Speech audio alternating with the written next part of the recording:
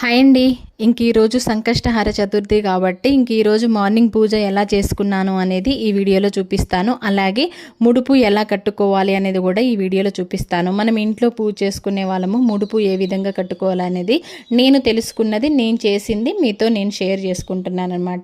ఇంకా బయట నుంచి పువ్వులన్నీ తెచ్చుకొని చక్కగా అలంకరించి అయితే పెట్టుకున్నా. ముడుపు ఎలా కట్టుకోవాలనేది ఎర్రటి బ్లౌజ్ పీస్ తీసుకొని అందులో పసుపు కుంకుమ 3 గుప్పిట్ల బియ్యం వేసుకోవాలి. గుప్పిటితోటి నిండుగా వేసుకొని అది చక్కగా ముడుపు కట్టేసి ఇంకా ముడుపుకి గంధం కుంకుమ బొట్టు పెట్టేసి ఇంకా మనం మనసులో ఏదన్నా కోరిక కోరుకుంటే అది మొక్కుకొని ఆ స్వామివారి ముందు పెట్టి ఇంకా పూజ అయితే చేసుకోవాలన్నమాట. ఇంకా ప్రతి నెల కూడా ఇలా ముడుపు కట్టుకోవచ్చండి. లేదు అంటే ఒకసారి కట్టుకొని మీ కోరిక నెరవేరిన తర్వాత అయినా ఆ ముడుపు ఇప్పొచ్చు.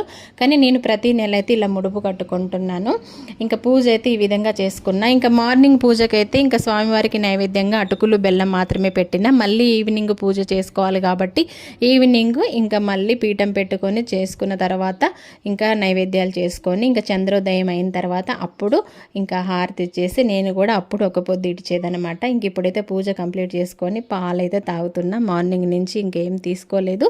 ఇంకా తీసుకొని కూడా ఇంక ఈరోజు పాలు పండ్లతోటే నైట్ వరకు కూడా ఇంకా పాలు తాగేసి ఇంకా మిషన్ అంతా క్లీన్ చేసుకొని ఇంకా మిషన్ వర్క్ అయితే స్టార్ట్ చేసుకున్నాను ఫ్రెండ్స్. ఇది అయితే ఈ ముడుపు కట్టడము ఈ పూజా విధానం అనేది నేను కూడా పంతుల్ని కనుక్కొని ఏ విధంగా చేసుకోవాలనేది నేను చేసుకుంటున్నా కాబట్టి నేను చేసుకునే విధానాన్ని మీతో షేర్ చేశానమాట. ఆ ముడుపు కట్టిన బియ్యం ఏం చేస్తా అనేది ఈవినింగ్ పూజ అయిపోయిన తర్వాత నైట్ వీడియోలో అన్న చెప్తా, లేదంటే రేపు మార్నింగ్ వీడియోలో అయినా చెప్తానమాట. ఓకేనా ఫ్రెండ్స్, బాయ్. మరి వీడియో నచ్చితే లైక్ చేయడం మర్చిపోవద్దు. మీరు ఇచ్చే లైక్ నాకు చాలా సపోర్టింగ్గా ఉంటుంది. ఇంకా మంచి మంచి వీడియోస్ మీ ముందుకు తీసుకొని వస్తాను. Bye bye.